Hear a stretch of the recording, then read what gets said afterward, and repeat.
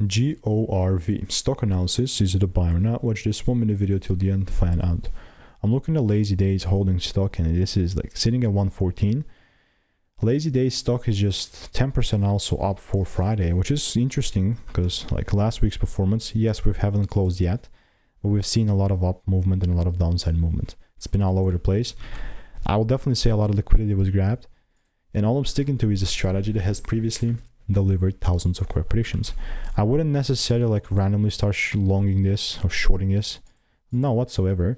It's more so like a thing because like I've done 31,000 videos, and in situations like this, I'm going to be perfectly honest with you, most of the times the price just plummets after pumps like this. Could this be GORV? I mean, potentially, but that's just my bias. It's not like I'm going to short here because this one, first and foremost, is not an environment that I would trade personally. So yeah, that's how GORV looks like. But if you want to learn how to trade stocks full time in 40 to 70 days, click the first link in the description. All reviews are 5 stars.